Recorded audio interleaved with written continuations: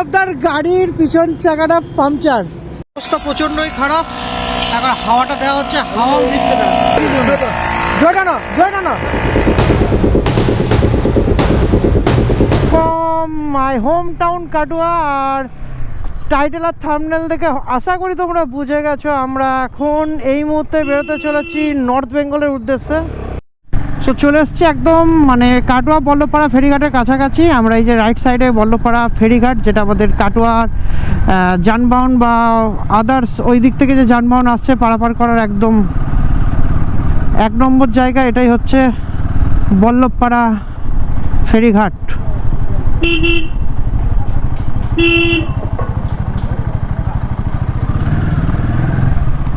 এই যে কাটোয়া বল্লভপাড়া ফেরিঘাট। তো এখানে ঘাট পাড়াতে 10 টাকা করে নেয় দুটো।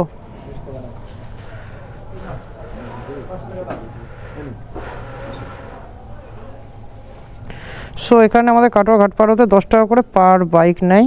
সো সেটা তোমাদের সঙ্গে আগেও ইনফরমেশন দেওয়া ছিল অরুণাচল রাইডের সময়। সো আজকেও দিয়ে দিলাম। আর আজকে ওয়েদারটা প্রচণ্ড ফগি হয়ে আছে।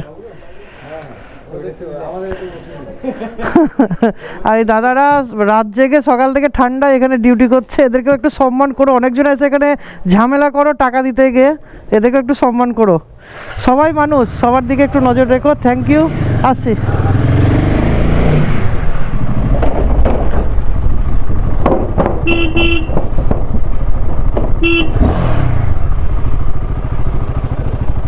সো ভাই নৌকা তো লেগেই গেছে পুরো। অলমোস্ট মর্নিং জার্নি কাটোয়া থেকে বেরোচ্ছি আমরা, তুলছে না। আর গোটা ওয়েদারটা যে ফগি হয়েছে, কি শীত করছে তো এবার তো অতটা লাগছে না। আমরা টাকা খরচা করে যাচ্ছি ঠান্ডা খেতে, গরমকালে মানুষ আর শীতকালে যায়। সো এই জাস্ট পার করলাম, এই যে এখনো বল্লভপাড়া ফেরিঘাট থেকে উঠছি। আর এখান থেকে 17 কিলোমিটার, তোমাদেরকে আগেও জানালাম, এখান থেকে 17 কিলোমিটার হচ্ছে পুরোপুরি দেবগ্রাম মোড়। ক্যামেরাটা অন করতে আবারও বাধ্য হলাম, কারণ হচ্ছে এই যে শীতের সকাল একটা আমেজ আলাদা রকমের থাকে, যেটা হচ্ছে গ্রাম্য পরিবেশে। হ্যাঁ ঠিকই, গ্রাম্য পরিবেশের যে প্রাকৃতিক দৃশ্য, এই যে সকালবেলায় একদম মোটামুটি রাস্তা ঠিক আছে, বাট রাস্তা তো রাস্তার মধ্যেখান দিয়ে যখন যাচ্ছি, দুই পাশে সর্ষে ক্ষেত আর কুয়াশার, সর্ষে ক্ষেত ফুলের মাথায় একদম কুয়াশা বসে আছে। ও লেভেল। কিন্তু রাস্তাটা যদি একটু হালকা মাখন হতো তাহলে রাইডটা জমে যেত বস। সো জাস্ট দেবগ্রাম মোড় পৌঁছালাম। আর রাস্তার হাল সকাল সকাল কিছুটা এরকম। সো আমরা এই মুহূর্তে পলাশী স্মৃতিসৌধের যে গেটটা আছে তার সামনে দাঁড়ালাম। ও সৌরভদার সঙ্গে যারা যাবে তারা এখানেই দাঁড়িয়ে আছে। সো দেখা যাক কতটা কি টানা যায়। আমরা ভালোই টেনেছি, মোটামুটি ভালোই টেনেছি। সো আমি এখন দাঁড়িয়ে আছি NH-12 আর সৌরভদা আর আদার্স ছেলে দুটো ছিল, সেই দুটো হচ্ছে তোমার পিছনে ফিউল আপ করাচ্ছে। আর আমার তো ফিউল আপ করাতে লাগবে না, এই কারণ হচ্ছে আমার রুদ্রা আছে, রুদ্রা 17 লিটার ট্যাঙ্ক, সবাই জানো সেটা। আর ট্রিপ মিটারটা বাড়ি থেকেই 0 করে দিয়েছি। কত কিলোমিটার আজকে রাইড হচ্ছে সব কিছু তোমাদের সাথে শেয়ার করবো। আর রাস্তার দু প্রান্ত পুরো একদম দেখতেই পাচ্ছ জনশূন্য হয়ে আছে, শুধুমাত্র গাড়ি চললো একটা দুটো। আর চারিদিকটা ফগি ওয়েদার পুরো একদম। আর আমার পিছনে একদম কলাবাগান। এতক্ষণ পর একটা ভালো মানে কি বলবো A1 রাস্তা পেলাম, পুরো মাখন। যাই না সামনে কি অপেক্ষা করছে বা NH-12 এর কি আপডেট আছে। NH-12 এর কি আপডেট আছে। এখান থেকে ডালখোলা হচ্ছে 261 কিলোমিটার, মালদা 135, আর বহরমপুর এদিক দিয়েও যাওয়া যায় 7 কিলোমিটার। এখান থেকে লেফট সাইড নিতে হয়।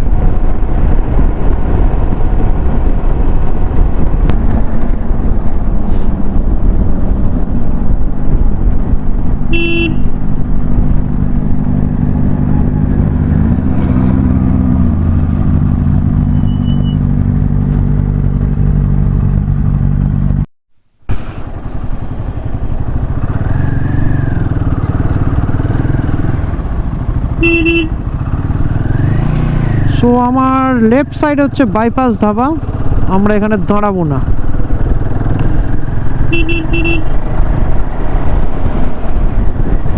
আর এখানে যত রকম লরি বাস এখানে কিছু কিছু দাঁড়িয়ে যায়।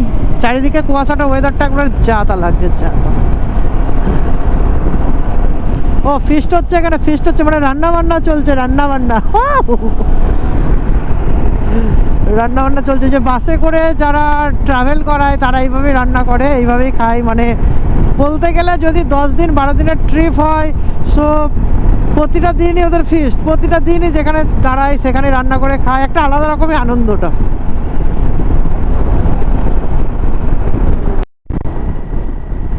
আজকের দিনের প্রথম টোলগেট আমাদের Baharampur Farakka highway limited toll gate. So আমরা এই টোলগেটে একটু দাঁড়াবো, একটু কফি টফি খাবো, 5 মিনিটের একটা ব্রেক নিয়ে আবার এখান থেকে বেরিয়ে যাবো।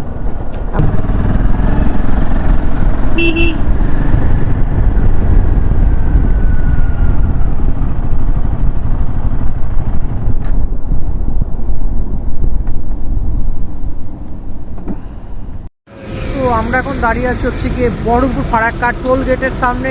আর আমাদের গাড়ির লাইন আপ কিছুটা এরকমভাবে করা আছে। আর এই দাদা এসেছে তামিলনাড়ু থেকে, একা সোলো ট্রিপ করছে, নর্থ ইস্টের রাইডে বেরিয়েছে নিনজা 650 নিয়ে। আর এই যে আমার বিস্ট এখানে দাঁড়িয়ে আছে, রুদ্রা। এখানে বেশিক্ষণ টাইম স্পেন্ড করবো না, আমরা রিসেন্ট একটু দাঁড়াবো, জাস্ট 5 মিনিটের একটা কফি ব্রেক নিলাম। মা বাড়িতে কফি তৈরি করে দিয়েছিল, সো কফিটা খেয়েই এখান থেকে বেরিয়ে যাবো এবার।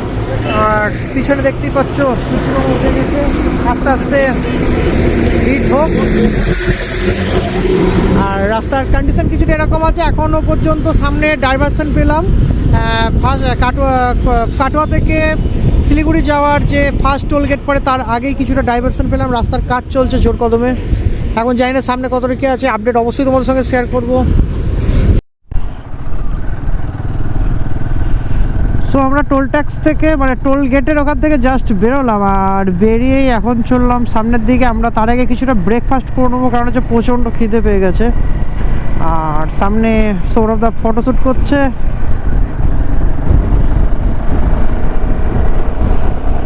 যাই আমিও একটু ফটো ফ্রেমে ঢুকি।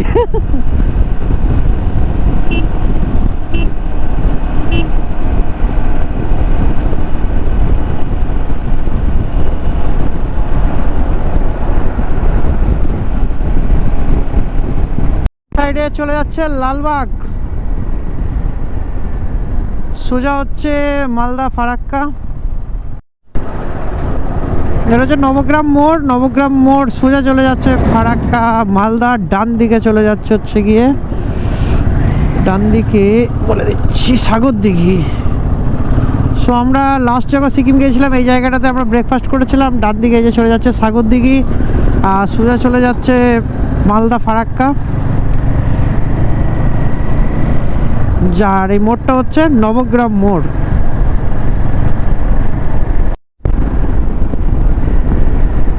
এটা হচ্ছে রতনপুর, বাঁ দিক হচ্ছে রতনপুর, ডান দিক হচ্ছে মোরগ্রাম, সোজা ফারাক্কা।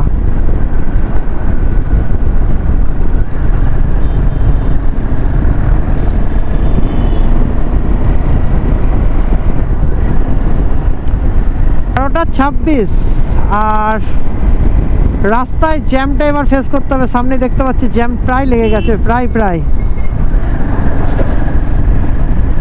বাপরে বাপরে বাপরে বাপরে বাপরে। কিছু কিছু রাস্তা খারাপ আছে, ঠিক আছে, এগুলো মেনে নিতে হবে।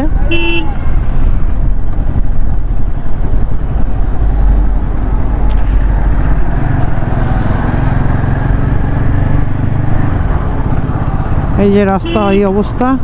আমার ডান সাইডে যাচ্ছে হচ্ছে গিয়ে জঙ্গিপুর, ঢুকে যাচ্ছে জঙ্গিপুর লোকাল ডান সাইডে।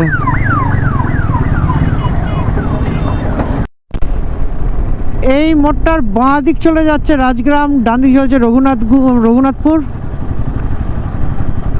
আর সোজা চলে যাচ্ছে ফারাক্কা।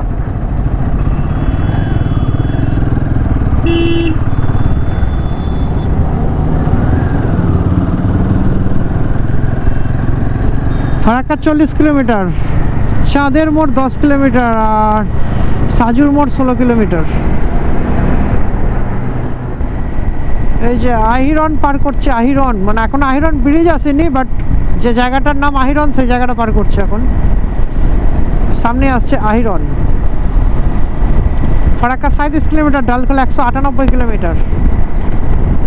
পার করছি আমরা এখন আহিরন ব্রিজ। আর এই ব্রিজটার সঙ্গে মানে এই ব্রিজটা 3টে ব্রিজ আছে, একটা যাওয়ার জন্য একটা আসার জন্য। আর একদম আমার রাইট সাইডে যেটা সেটা হচ্ছে ট্রেনের ব্রিজ।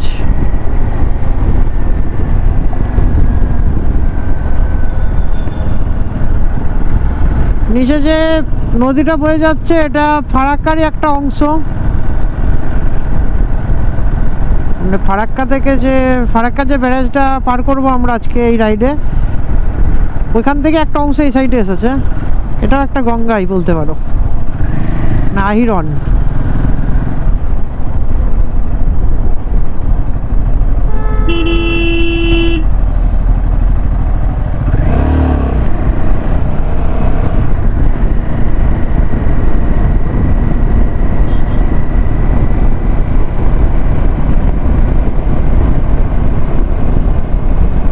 পুরো ব্রিজটাকে রাউন্ড হয়েছে, পুরো ব্রিজটা রাউন্ড একদম। আর ধুলিয়ান 17 কিলোমিটার, আর 17 কিলোমিটার হচ্ছে ধুলিয়ান এখান থেকে। আজকের দিনের second toll gate Baharampur Farakka highway limited. So এটা তো আমাদেরকে টোল দিতে হবে না, কিন্তু যেটা স্বপ্নের রাইড আছে একটা লাদাখ, সেখানে যেতে গেলে কিন্তু এক্সপ্রেসওয়ে পড়বে, আর সেখানে কিন্তু বাইকেরও টোল লাগে। কি টোল নেবে নাকি?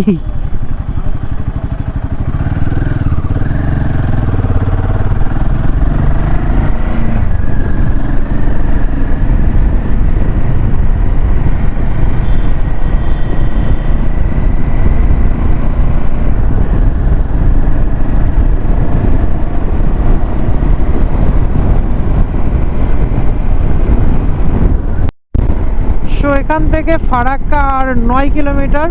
আমরা ফারাক্কাতে দাঁড়িয়ে এবার টিফিনটা করব, বাজছে 1:22। আর পারদেশি ধাবাতে লাঞ্চটা করব। সো আমরা একটু ডিলে যাচ্ছিলাম বলে একটু টেনে দিলাম।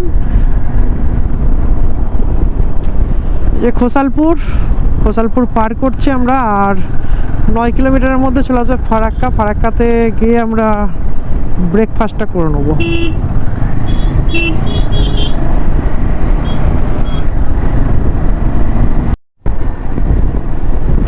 এনটিপিসি ফারাক্কা, এই যে আমার বাঁ সাইডে যে রেল লাইনটা যাচ্ছে এটা পুরো একদম ফারাক্কা ব্যারেজে একসঙ্গে ক্রস করবে। ওই লাইনটা তখন এক জায়গায় চলে আসবে। আমরা যে রাস্তাটা দিয়ে ক্রস করবো তার বাঁ দিকেই থাকবে হচ্ছে গিয়ে রেল লাইনটা। আর মোটামুটি 3 কিলোমিটার মতো এখান থেকে ফারাক্কা। তো বাড়ি থেকে বেরিয়ে 168 কিলোমিটার কভার করে এখন 1:45 বাজছে। আর আমরা দাঁড়িয়ে আছি থেকে ফারাক্কা ব্যারেজের ঠিক কিছুটা আগে দাঁড়িয়ে আছি ঘোষ ফাস্টফুড বলে একটা দোকানে। এখানে আমরা টিফিনটা সেরে নেব, আর সামনে পারদেশি ধাবাতে গিয়ে আমরা লাঞ্চটা করার প্ল্যান করছি। সো দেখা যাক। আর 1:45 এখানেই বেজে গেছে। জানি না শিলিগুড়ি ঢুকতে কত বল লাগবে। যতই দেরি হোক এনজয় করে রাস্তায় যাব, সাবধানে গাড়ি চালাবো, এটাই বলার, আর কিছু না। আর যাবো তো, এই হচ্ছে ব্যাপার। আর তোমার সঙ্গে আবার গিয়ে কথা হচ্ছে পারদেশি ধাবায়। আর মোটো ব্লগিংয়ে তো তোমার সঙ্গে সব কিছু কথাই হচ্ছে, শেয়ার হচ্ছে। আর এখানে আমরা রুটি আর মিক্স ভেজিটেবল নিয়েছি, এটা খাবো, এখান থেকে বেশি। সো ফারাক্কা ঢোকার আগে, মানে কলকাতা থেকে শিলিগুড়ি যাওয়ার লেফট সাইডে পড়ে ফারাক্কা ঢোকার আগে ঘোষ ফাস্টফুড, আমরা এখানেই মানে ব্রেকফাস্টটা করলাম। সকাল থেকে তো ব্রেকফাস্ট কোথাও করিনি, বাট ব্রেকফাস্টটা এতটাই মানে বেশি হয়ে গেল। সো আমরা যেটা বলছিল যে পারদেশি ধাবায় দাঁড়াবো, সো সেটা দাঁড়াবো না। অবশ্যই তোমরা এই রাস্তায় এলে এই দোকানে অবশ্যই আসবে। প্রচণ্ড মানে বলতে গেলে সত্যি অনেকটাই কম খরচে ভালো খাবার, আর পুরো একদম বাড়ির মতো রান্না। আমার তো বেশ ভালোই লেগেছে। সো চলো সামনের দিকে এবার এগোই।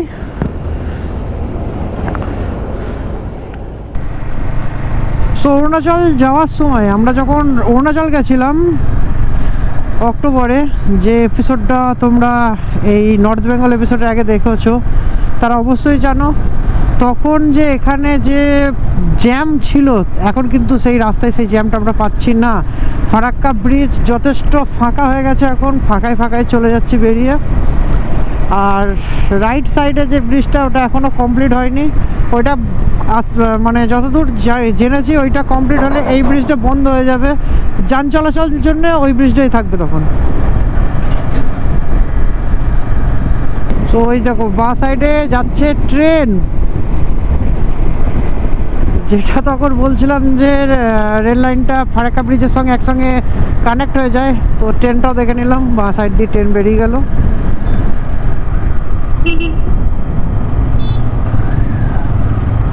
এই শেষ হলো ব্যারেজ।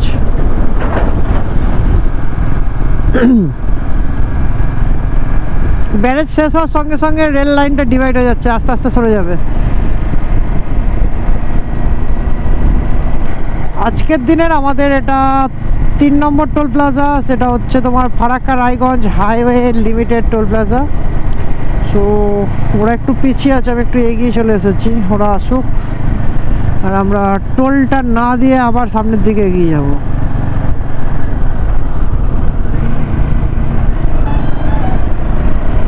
পিছে আমাদের জন্য আলাদা একটা লেন করা আছে, ছোট্ট পাড়া, এটা দিয়ে চলে যাবো।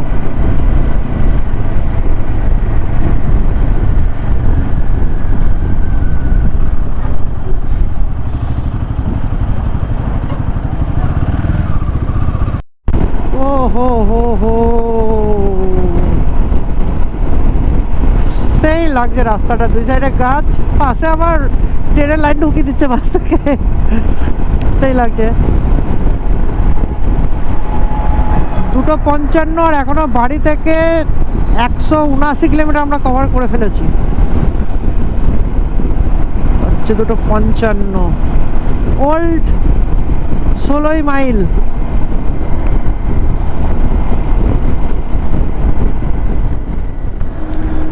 সো এই ফার্স্ট টাইম কালিয়াচকের উপর দিয়ে গেলাম, মানে যাচ্ছি, জ্যামটা ফেস করতে হলো না ভাই।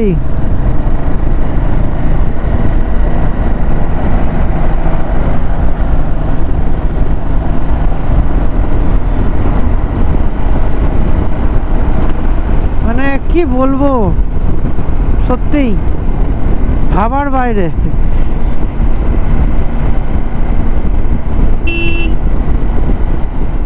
তো লেফট সাইডের রাস্তাটা চলে যাচ্ছে মালদা, এটা মালদা বাইপাস, আমরা মালদা বাইপাস নিয়ে নিলাম। এই যে এই রাস্তাটা ঢুকে যাচ্ছে, এটা মালদার ভেতরে টাউনে ঢুকে যাচ্ছে। সো একটু আগে একটা ইনসিডেন্ট হয়ে গেছিলো আমার সঙ্গে, রেড লাইট জ্বলেনি, বাট একটা টোটো রাস্তার এপার ওপার একদম মানে সামনাসামনি হয়ে গেছিলো। খুব সতর্কভাবে ব্রেকটা করেছিলাম, তাই নাহলে একটা বিপদ ঘটে যেত।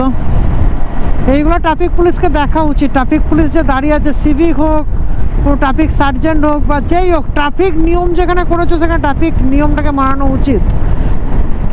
মানে মারাত্মক একটা বিপদ হয়ে যেত। আমরা আসছি, আমাদের গ্রিন সিগন্যাল আছে, আমরা সোজা বেরিয়ে যাচ্ছি, মাঝখানে টোটোটা এদিক ওদিক করে ঢুকিয়ে দিল। মালদা ঢুকে গেছে, এই যে মালদা ঢুকে গেছে, একটা জিনিসকে বোঝা যাবে যে ডান দিক বাঁ দিক আমের বাগান, পুরো আমের বাগান, মালদার আম। যেতে যেতে এই জায়গাটা দেখলাম, লাগছে যা দেখো, মানে ঠিক বাজছে এখন হচ্ছে গিয়ে 4:32, কিন্তু একটু বেশ মেঘলা মেঘলা একটু ব্যাপার হয়ে গেছে। আর তার মধ্যে যে শালিক পাখিগুলা নতুন রোপণ ধান খেতে বা কিছু একটা এখানে রোপণ করেছে, যে ঠিক জানি না এটা ধান না কি, যাই হোক, যদি কেউ জানো অবশ্যই কমেন্ট করে জানাবে। একদম নেমে পড়েছে ছোট্ট ছোট্ট খাবার খাওয়ার জন্য। আর ওইখানে একদম ছোট্ট ছোট্ট গাছের মধ্যেই সর্ষে ফুল ফুটেছে, পুরো যা লাগছে পুরো গালিচা, হলুদ সবুজ মিলিয়ে পুরো গালিচা। সো আমরা জাস্ট রূপাহাট থেকে একটু চাটা খেয়েছি, আর বাজছে ঠিক কটা বাজছে গো, বাজছে কটা, 5:33। আর একটা কাণ্ড হয়ে গেছে আমাদের সঙ্গে, প্রচুর পরিমাণে একটা মানে বলতে পারো কাণ্ড হয়ে গেছে। এই যে সৌরভদার গাড়ির পিছন চাকাটা পাংচার, একটা ব্রেক ঢুকে গেছে। সো এখন গাড়ি আর এগোবে না, এখন সারানো হবে। এই যে খুব সুন্দর জায়গায় ঢুকেছে যে ব্রেকটা, এটাকে বার করব, কিছু করার নেই। রাস্তায় বেরোতে গেলে এগুলো নিয়েই বেরোতে হবে আর স্ট্রাগল করতে হবে। সো চলো না কথা বাড়িয়ে কাজটা করি, ওটাই বেটার হবে আমার মতে বলে। বেশি টাইম নষ্ট করার নেই, 5:33 বেজে গেছে। দেখা লাইটটা, এনে লাইট আমি কন্টেন্ট শুট করব, লাইটটা আমি করব, দেখা তো আল্লাহ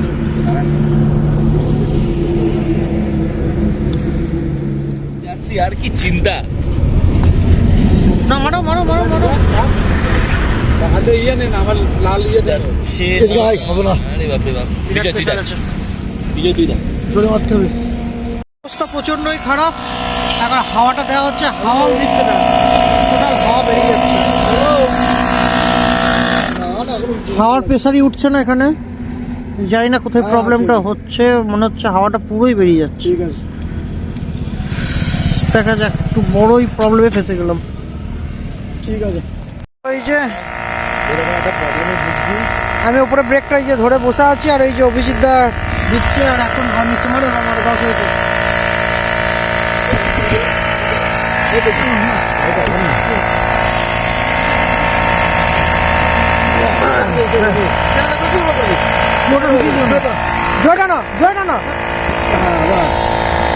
হয়েছে অলমোস্ট, দেখা যাক এবার কি হয়। বাজছে এখন 6:11। সৌরভদার গাড়িটা ঠিকঠাক করার পর এখন আমরা আবার বেরোচ্ছি শিলিগুড়ির উদ্দেশ্যে। এখন এখান থেকে মোটামুটি 175 কিলোমিটার মতন।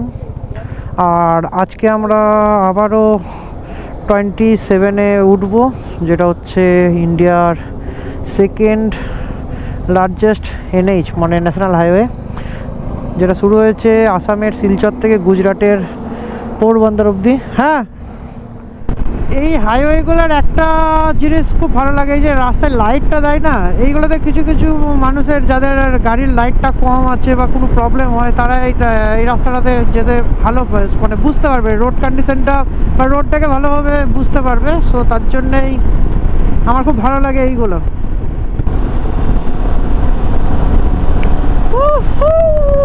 এরকম রাস্তাতে এরকম দরকার ছিল ভাই।